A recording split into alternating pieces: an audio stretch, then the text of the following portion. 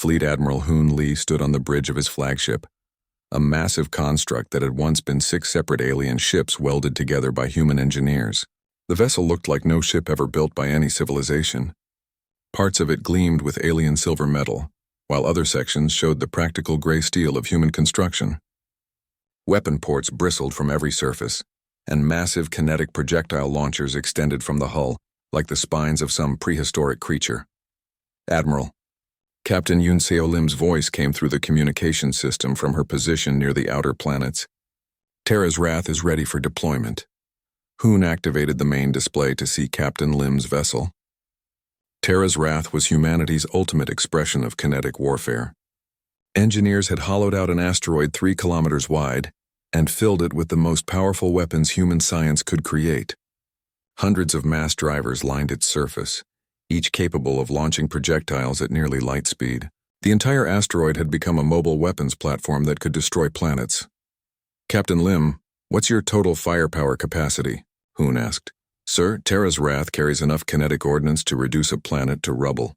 We have over 10,000 guided projectiles ready for launch, plus the main mass drivers that can fire continuously. Each shot from our primary weapons carries more destructive force than the largest nuclear weapons Earth ever built." The war had changed dramatically over the past year. What had begun as humanity's desperate defense had become something much more dangerous. Human engineers had learned to combine alien technology with their own brutal approach to warfare, creating vessels that surpassed anything either species had built alone. Ambassador J. Mino's voice joined the conversation from the diplomatic station near Mars. "Admiral, I'm receiving communications from multiple alien civilizations. Word of our conflict with the Korthak has spread throughout the galaxy." "What are they saying, Ambassador?" Hoon asked. "They're afraid, sir. 12 different species have requested peaceful contact with humanity. They've seen what our deadly vessels can do and they don't want to face them in battle." Hoon nodded grimly. Humanity's reputation had spread faster than their ships. Stories of human vessels that could appear anywhere and deliver devastating kinetic strikes had reached civilizations hundreds of light years away. The galaxy was learning to fear the species that had once been considered primitive. "Admiral," Engineer Sang-Woo Kim reported from his research facility, "Project Devastator has exceeded all expectations. We've successfully combined Korthak quantum technology with our mass driver systems. The result is a weapon that can accelerate projectiles to 70% of light speed, while maintaining perfect accuracy across star system distances." The implications were staggering. Humanity could now strike targets anywhere in a solar system, with weapons that traveled so fast they were virtually impossible to intercept. Each projectile carried enough kinetic energy to shatter moons and crack planets.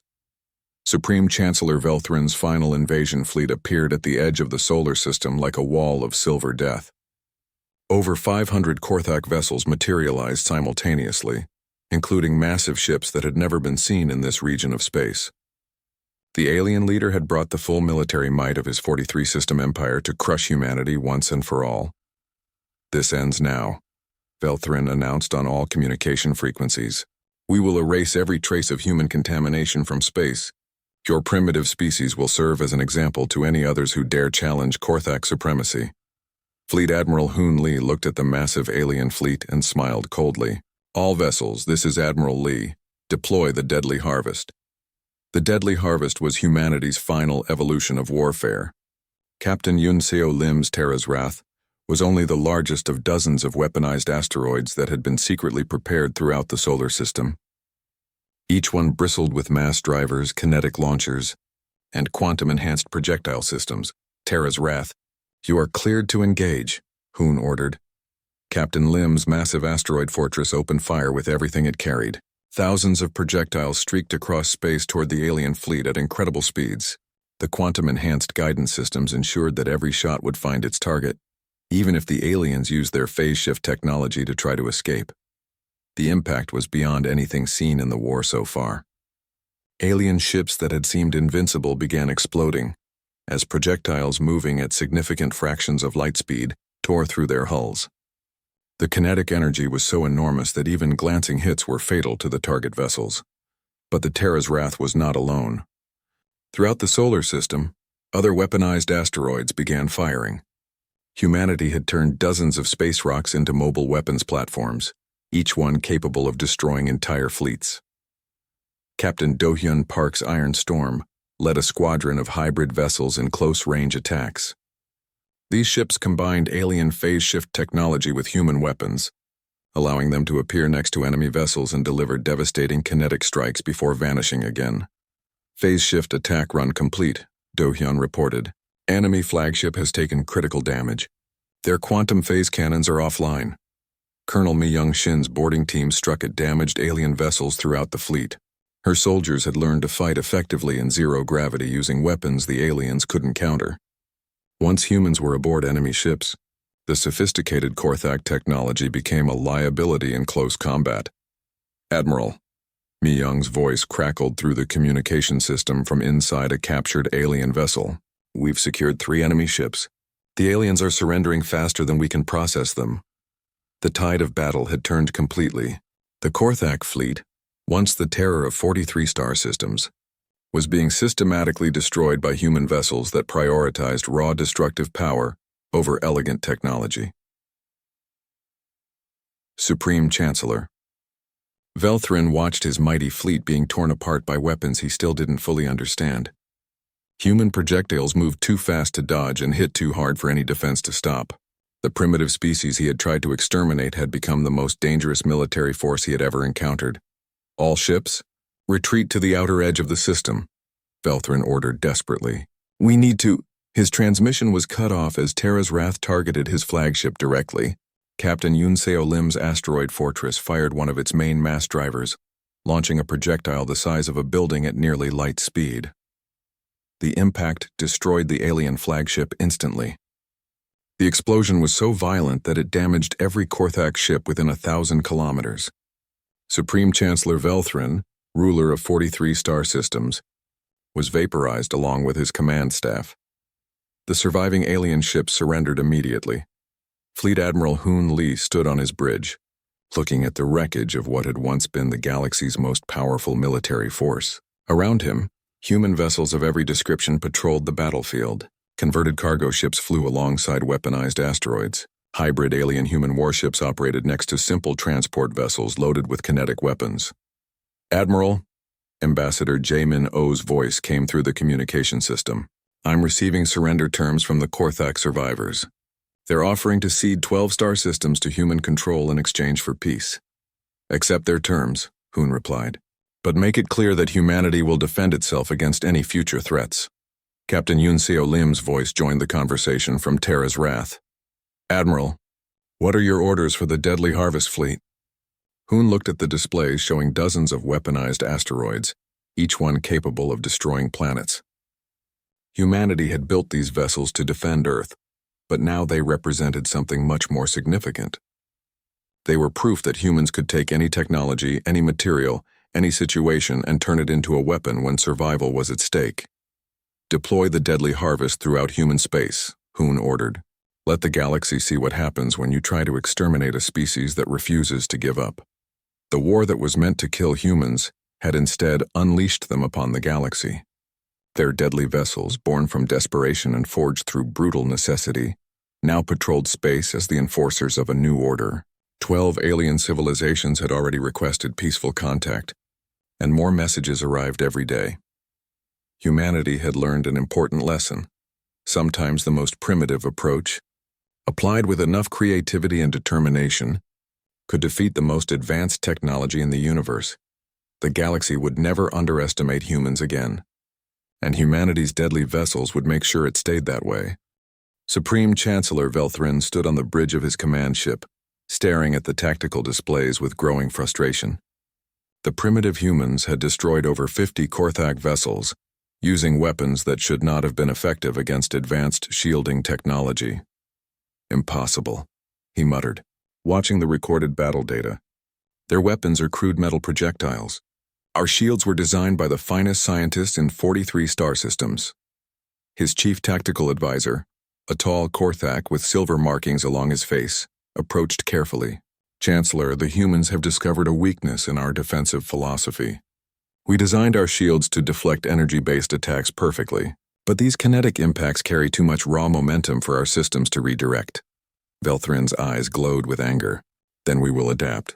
Deploy the destroyer-class vessels. Use the quantum phase cannons. Show these primitives what happens when they challenge the Korthak Dominion. Meanwhile, Admiral Hoon Lee was coordinating humanity's response from Earth's command center. The data from the recent battle had given human engineers valuable information about alien technology. Captain Do-hyun Park, Admiral Lee spoke to the pilot of humanity's newest experimental vessel. Status report on the Iron Storm project. Do-hyun's voice came through the communication system from the orbital shipyards near Saturn. Admiral, we've successfully integrated the captured alien technology with our kinetic weapon systems. The results are beyond what we expected. The Iron Storm was humanity's first attempt at combining alien and human technology. Engineers had studied the wreckage from destroyed Korthak ships and learned how their phase shift drives worked. But instead of copying the alien design exactly, humans had used the technology to enhance their own approach to warfare. The phase shift drive allows us to appear anywhere within a star system instantly, Do-hyun explained. But we've modified it to carry our kinetic weapon platforms instead of energy weapons. We can materialize next to an enemy ship and fire thousands of projectiles before they can react. Colonel Mi Young-shin's voice joined the conversation from her Special Forces training facility. Admiral, we've also made progress with boarding operations. Our captured alien weapons are sophisticated, but they're not designed for close-quarters combat. Simple firearms are actually more effective in confined spaces. Mi Young had been studying alien technology from a different angle. While engineers focused on ships and weapons, she had been learning how to fight individual aliens. Her discoveries were equally important for the war effort. The Korthak wear energy-based personal shields, Mi Young continued. But like their ship shields, these defenses are designed for energy weapons. A simple bullet can penetrate them easily. Their armor is advanced, but it's lightweight. Human firearms can punch right through it. Admiral Lee nodded with satisfaction. Humanity was learning to adapt alien technology to enhance their own strengths, rather than simply copying what the aliens did. The next Korthak attack came 3 weeks later. Velthrin had brought even more ships this time, including massive vessels that dwarfed anything in his previous fleets. The new alien weapons were terrifyingly powerful, capable of destroying entire asteroids with single shots. But humanity was ready with their evolved warfare tactics. Captain Do-hyun Park's Iron Storm materialized directly behind the alien flagship. The Korthak sensors couldn't track the phase shift movement fast enough to target the human ship before it began firing. Full kinetic barrage, Do-hyun ordered. The Iron Storm unleashed everything it carried. Thousands of steel rods, guided missiles, and explosive projectiles struck the alien flagship from point-blank range. The alien shields, designed to deflect attacks from a distance, couldn't handle the overwhelming kinetic force delivered from so close. The flagship's shields collapsed, and its hull began to crack under the bombardment. Before the other alien ships could respond, the Iron Storm phase shifted away to attack another target. Phase shift complete, Do-hyun reported. Engaging second target. The human ship appeared next to another Korthak vessel and repeated the devastating attack. The aliens found themselves fighting an enemy that could appear anywhere and deliver crushing kinetic strikes before vanishing again. But the Korthak had brought their most advanced vessels for this attack. The destroyer-class ships were equipped with quantum phase cannons that could track and target phase-shifting objects. Captain Park, Admiral Lee's voice crackled through the communication system. You have multiple enemy vessels targeting your position. Prepare for... The transmission was cut off as quantum energy beams lashed out at the Iron Storm. Do-hyun's ship took several hits, but the hybrid design proved its worth. The alien hull materials could absorb tremendous damage, while the human kinetic weapons continued to function even when other systems failed. Hull breached in 3 sections, Do-hyun's engineer reported, but weapon systems are still operational. Then we keep fighting, Do-hyun replied grimly. The battle became a deadly dance of phase-shifting ships and quantum weapons. The Iron Storm appeared and disappeared throughout the alien fleet, striking hard and vanishing before the enemy could concentrate their fire. Other human vessels joined the fight, using conventional tactics to support the experimental ship. Colonel Mi Young-shin's Special Forces played a crucial role when several alien ships were damaged enough for boarding operations. Her teams used captured alien shuttlecraft to reach the enemy vessels, then fought their way inside using simple but effective human weapons. The aliens are excellent with energy weapons, Mi Young reported from inside a captured Korthak ship. But they've never learned to fight with projectile weapons in tight spaces. They can't adapt to our tactics fast enough. The boarding operations proved devastatingly effective. Once human soldiers were inside alien ships, the Korthak couldn't use their most powerful weapons without destroying their own vessels. The confined spaces favored human weapons and fighting styles. Admiral, Do-hyun's voice came through the communication system. The alien fleet is retreating again. But their new ships are much more dangerous than before. They're adapting to our tactics. So are we, Captain, Admiral Lee replied. Dr. Yuri Han has been analyzing the quantum phase cannon technology. She thinks we can integrate it with our mass driver systems.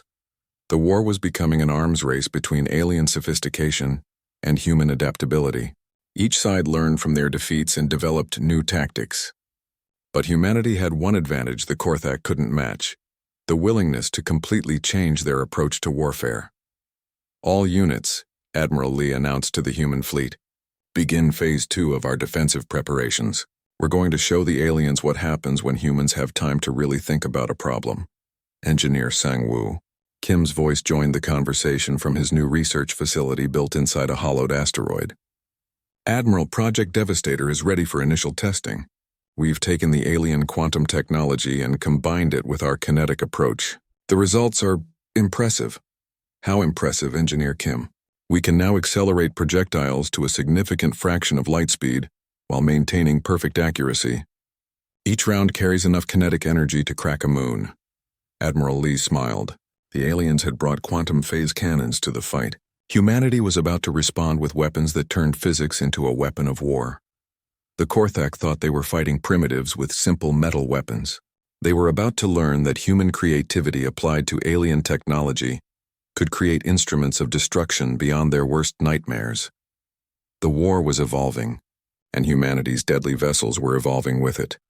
Admiral Hoon Lee stood in the main command center on Earth, surrounded by holographic displays showing every human settlement in the solar system. The news from the asteroid belt had spread quickly. Commander Choi's sacrifice had proven that the aliens could be hurt, but at a terrible cost. Sir, Communications Officer Jin-Ho Choi reported, we're receiving responses from all colonies. They're ready to implement the Swarm Doctrine. The Swarm Doctrine was humanity's desperate answer to alien superiority. If they couldn't build ships as advanced as the Korthak vessels, they would build many more ships that could hurt the aliens through sheer numbers and brute force. Captain Minna, Joe's voice came through the communication system from the converted cargo vessel Thunderstrike. Admiral, Freight Squadron 7 is ready for deployment. We've loaded every available cargo ship with kinetic projectiles. Minna commanded what had once been a peaceful merchant fleet. Now her cargo ships carried thousands of steel rods instead of supplies. Each rod was 3 meters long and made of the hardest metal human industry could produce. When fired through electromagnetic launchers at high speed, they became devastating weapons. How many projectiles are you carrying, Captain Joe? Admiral Lee asked. Each ship carries approximately 10,000 steel rods, sir. We have 37 ships in the squadron. That's over 300,000 kinetic projectiles total. Dr. Yuri Han's research station had been working around the clock to develop better guidance systems. Her voice joined the conversation from the orbital laboratory. Admiral, we've successfully adapted the asteroid mining guidance computers for military use. Each projectile can now adjust its course to hit moving targets. The plan was simple but massive in scale. Every cargo ship, mining vessel, transport craft, and civilian shuttle in human space was being converted into a weapons platform. They couldn't match alien technology, but they could overwhelm it with numbers. Major Taiwan Kang reported from the surface installations on Mars. Sir, the ground-based mass drivers are operational. We can launch building-sized projectiles directly from planetary surfaces. The mass drivers were originally designed to send cargo into orbit cheaply. Now they were launching massive chunks of reinforced metal into space at incredible speeds. Each projectile was the size of a city block and moving fast enough to punch through a mountain. Major Kang, what's your maximum rate of fire? Admiral Lee asked. We can launch one major projectile every 30 minutes, sir. But we've also built smaller launchers that can fire continuously. Think of them as giant machine guns that shoot car-sized bullets. Engineer Sang-woo Kim had been coordinating the massive conversion effort. Admiral, we've completed modifications on over 2,000 civilian vessels. Every human ship in space is now capable of kinetic warfare. The numbers were staggering.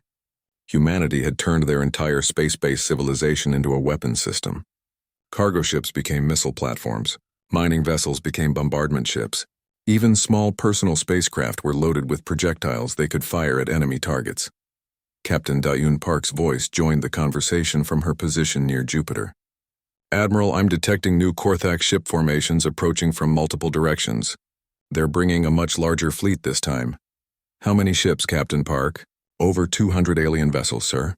Including some that are larger than anything we've seen before. They're not underestimating us anymore." Admiral Lee activated the general communication channel that connected every human ship and station in the solar system. "All units, this is Admiral Lee. The enemy is approaching with overwhelming force. They have better technology, better weapons, and better defenses. But we have something they've never encountered." He paused, looking at the displays showing thousands of converted human vessels spread throughout the solar system. "We have the willingness to turn everything we own into a weapon. Every cargo ship is now a missile launcher. Every mining platform is now an artillery battery. Every space station is now a fortress bristling with kinetic weapons." Captain Minna Jo's squadron was the first to engage the new alien fleet. Her 37 cargo ships approached the Korthak formation and began firing their steel rod projectiles in massive volleys. The aliens had clearly learned from their previous encounters. Their shields were stronger now, able to stop more kinetic impacts. But they had not anticipated the sheer volume of projectiles coming toward them. "Continuous fire," Minna ordered her squadron. "Don't give their shields time to recover." Thousands of steel rods streaked through space toward the alien ships. The Korthak shields flared and held against the first wave, but more waves followed immediately. The aliens found themselves under constant bombardment from projectiles coming from multiple directions. Dr. Yuri Han's improved guidance systems proved their worth. The steel rods adjusted their courses to follow the alien ships as they tried to maneuver. Even when the Korthak vessels used their phase shift technology to change position, the projectiles tracked them relentlessly. "Their shields are fluctuating," reported Lieutenant Hana Yoon from her tactical analysis station. "The constant impacts are overloading their defensive systems." Major Taewon Kang's ground-based weapons joined the battle. Massive projectiles launched from Mars and Earth streaked through space toward the alien fleet. Each one carried enough kinetic energy to destroy a city. The largest alien ship took a direct hit from one of the building-sized projectiles. The impact was so violent that the shockwave damaged nearby Korthak vessels. The alien formation began to break apart as ships tried to avoid the continuous rain of metal death. But humanity's greatest advantage was still to come. Engineer Sang-Woo Kim had been working on a special project in the outer asteroid belt.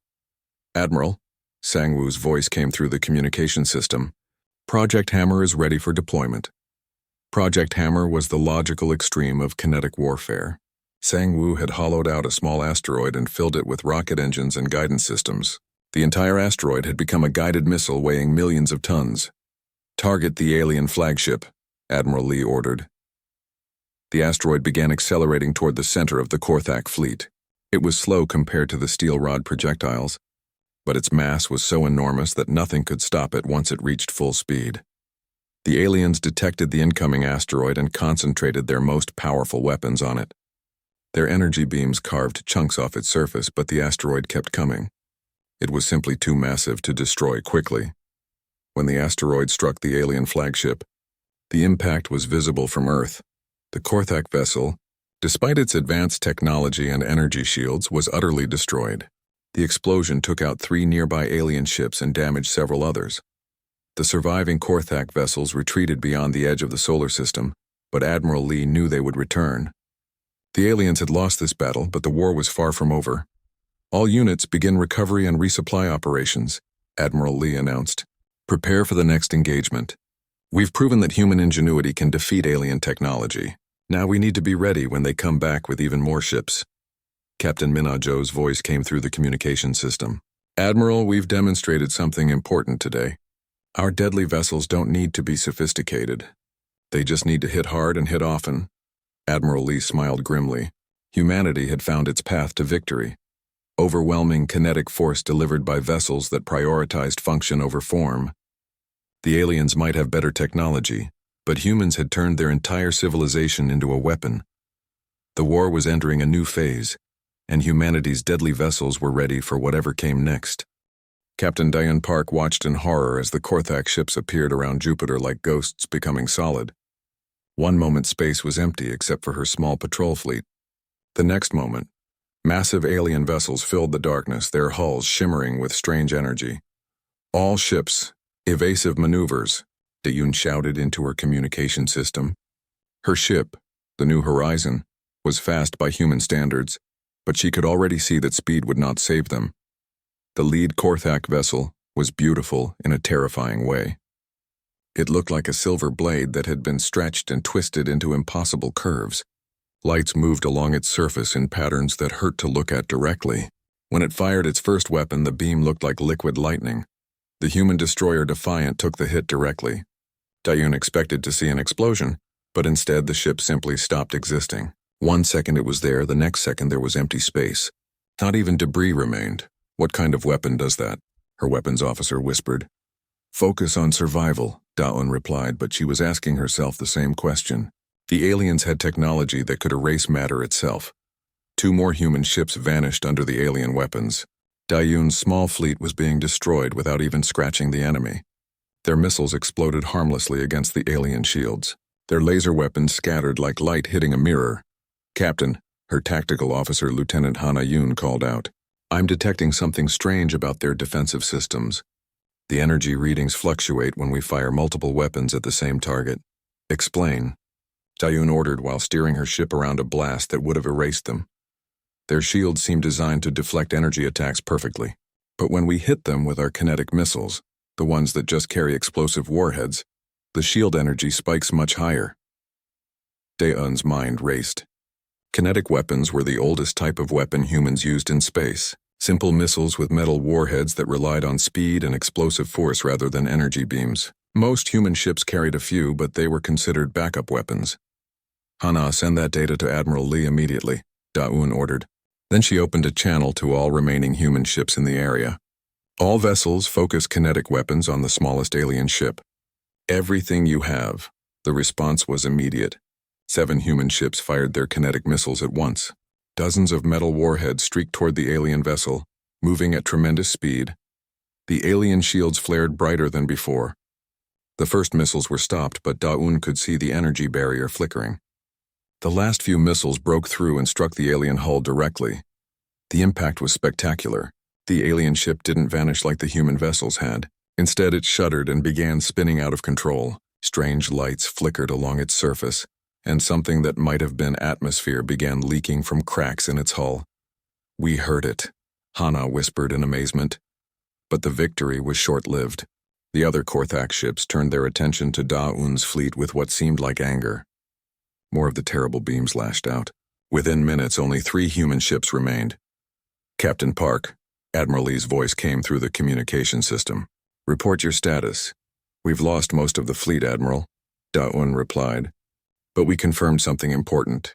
Their shields can't handle kinetic impacts as well as energy weapons. We damaged one of their ships, understood. Fall back to the asteroid belt.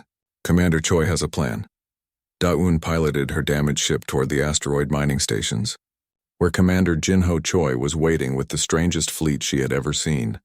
The mining stations around the asteroids had been busy. Commander Choi had taken every available cargo hauler, mining ship, and transport vessel and loaded them with the only weapons available, massive chunks of metal ore. "Captain Park," Choi's voice crackled over the radio. "Welcome to humanity's new navy. We don't have fancy energy weapons or shields that bend light, but we have something better." "What's that, Commander?" "Rocks, very fast rocks." Daun could see what he meant. The cargo ships had been modified with simple rocket boosters. Each one carried thousands of tons of titanium, iron, and nickel ore. Engineer Jun-Suk Lee had worked with the mining crews to create the simplest possible guidance systems. "The plan is basic," Choi explained. "We accelerate these ore haulers to maximum speed and ram them into the alien ships. If their shields can't handle kinetic impacts well, then we'll give them more kinetic impact than they can possibly handle." It was a suicide mission, but it was also brilliant in its simplicity. The Korthak had built their defenses to stop sophisticated energy weapons. They had never considered that someone might just throw giant chunks of metal at them very hard. The alien fleet arrived at the asteroid belt expecting to find terrified miners hiding among the rocks. Instead, they found Commander Choi's improvised weapon platforms launching themselves forward at incredible speed. The first cargo ship, loaded with 20,000 tons of pure iron ore, struck a Korthak vessel before the aliens could react. The impact was like a small planet hitting a soap bubble. The alien shield flared once and collapsed. The ship's beautiful silver hull crumpled like paper. It worked. Engineer Junsuk Lee shouted over the communication channel. Their shields failed completely. But the other alien ships were adapting quickly. They began targeting the cargo haulers while they were still accelerating. Most of the improvised missiles were destroyed before they could hit their targets. Commander Choi made a desperate decision. He loaded his own ship with every explosive charge the miners had, and set course for the largest alien vessel. "This is for humanity," he said calmly, and then cut off communication. Choi's ship struck the alien flagship directly. The explosion lit up the asteroid belt like a new sun. When the light faded, the massive Korthak vessel was drifting powerless. Its hull split open in 3 places. The remaining alien ships retreated. But they had learned something important. Humans were dangerous in ways they had never imagined. Da-Yun looked at the wreckage around her and realized something had changed. The war was far from over, but humanity had drawn first blood. They had proven that alien technology could be beaten with human determination and creativity. "All stations," Admiral Lee's voice came through the communication system. "Begin immediate conversion of all civilian vessels to kinetic weapon platforms. We're going to show these aliens what happens when you try to exterminate a species that turned rocks into starships." The age of humanity's deadly vessels was about to begin. Admiral Hoon Lee stood on the bridge of the Earth Defense Station, watching the stars through the massive viewing window. He had been waiting for this moment for 3 years. Earth's deep space sensors had detected something moving toward their solar system. Something big. The communication panel buzzed with urgent messages from all corners of human space. Captain Da-Yun Park's voice came through clearly from her exploration ship, the New Horizon. She was stationed near Jupiter's moons conducting routine patrol missions. "Admiral Lee, we have visual contact with unknown vessels," Da-Yun reported. Her voice was steady, but Hoon could hear the worry underneath. "They're massive, sir. Unlike anything we've ever built." Hoon activated the main display screen. The image showed sleek silver ships that seemed to bend light around them. They moved without any visible engines or exhaust. The smallest of these alien vessels was 3 times larger than Earth's biggest military ship. "How many ships are we looking at, Captain Park?" Hoon asked. "At least 50 in the main formation, Admiral. But our sensors keep picking up more behind them. They're using some kind of technology that makes them hard to count." Chief Engineer Sang-Woo Kim rushed onto the bridge, holding a data tablet. His face was pale with excitement and fear. "Admiral, I've been analyzing their energy signatures. These ships are using power sources we can't even understand. They make our nuclear reactors look like campfires." Hoon nodded grimly. Earth had always known this day might come. Humans had been exploring space for only 200 years. They had found empty worlds, useful resources, and signs of ancient civilizations. But they had never met anyone who was still alive. Until now. The main communication system activated with a sound unlike anything they had heard before. It was musical, almost like singing, but there was something cold about it. The universal translator that Earth's scientists had developed began working, turning the alien sounds into words. "Primitive species of the 3rd planet," the voice said. "I am Supreme Chancellor Velthrin of the Korthak Dominion. We control 43 star systems across this region of space." Hoon stepped forward. "This is Admiral Hoon Lee of Earth Defense Command. We welcome peaceful contact with your civilization." The alien voice seemed to laugh, but it was not a happy sound. "Peace? We do not offer peace to contaminations. Your species has spread beyond your birth world without permission. You build crude ships and poison space with your chemical engines. You are a threat to galactic order." Captain Da-Yun Park's voice cut through the transmission from her distant position. "Admiral, they're powering up weapons. I can see energy building in structures along their hulls. We have studied your pathetic technology," Velthrin continued. "Your ships burn chemical fuel like primitive rockets. Your weapons throw metal objects like children throwing stones. Your defenses are sheets of metal and ceramic. We will remove your contamination from space in less than 1 rotation of your planet." The transmission ended. Hoon looked around his bridge at the faces of his crew. Every person there knew what they were facing. Earth's military had impressive ships by human standards, but they were built for fighting other humans. These aliens had technology that seemed like magic. "Sir," Communications Officer Jin Ho Choi spoke up from his station. "I'm receiving emergency signals from our outer colonies. The alien fleet has split into multiple groups. They're moving toward all our settled worlds at once." Hoon felt his stomach drop. The Korthak were not just attacking Earth. They were trying to destroy every human settlement in space. This was not a war. This was extermination. "Get me a direct line to all fleet commanders," Hoon ordered, "and patch me through to Colonial Defense Command." Within minutes, Hoon was speaking to every human military leader in the solar system. Captain Da-Un Park was still near Jupiter. Commander Jin Ho Choi was protecting the Mars colonies. Lieutenant Hana Yoon was stationed at the asteroid mining facilities. Engineer Jun-Suk Lee was overseeing the industrial shipyards near Saturn. "Listen carefully," Hoon told them all. "We are facing an enemy with technology far beyond ours. Their ships can do things our science says should be impossible.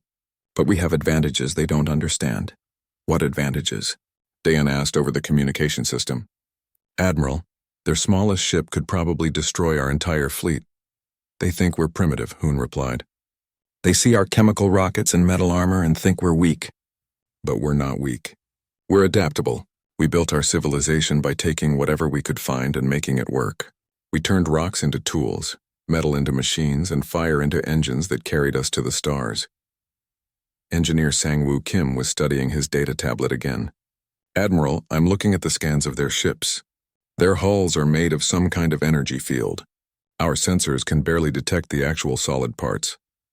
That means their defenses are designed to stop energy weapons," Lieutenant Hana Yoon said from her asteroid station. "Sir, what if their shields can't handle simple physical impacts?" Hoon smiled for the first time since the aliens had appeared. "Exactly what I was thinking, Lieutenant. They've never fought anyone who still uses kinetic weapons. They don't know how to defend against metal objects moving very fast." The conversation was interrupted by urgent alarms. Captain Da-Un Park's voice came through with barely controlled panic. "Admiral, they're here!" The alien ships just appeared near Jupiter. They didn't fly here, they just materialized out of nothing. "All units, this is Admiral Lee," Hoon announced to the entire human fleet. "We are now at war with the Korthak Dominion. They have technology we can't match, but they have weaknesses we can exploit. Every ship, every weapon, every piece of equipment we have is now part of this fight. We're going to show these aliens that humans don't go quietly into the dark." Through the viewing window, Hoon could see the first flashes of weapons fire near Jupiter. The war had begun. Earth's children were scattered across the solar system in small colonies and mining stations. They had simple ships, basic weapons, and technology that the aliens considered primitive. But they also had something the Korthak had never encountered: the human ability to turn anything into a weapon when survival was at stake. The aliens wanted to purge humanity from space. Instead, they were about to learn why humans had conquered their own world long before they reached for the stars. The deadly vessels that would change the galaxy forever were about to be born from desperation, creativity, and the human refusal to surrender.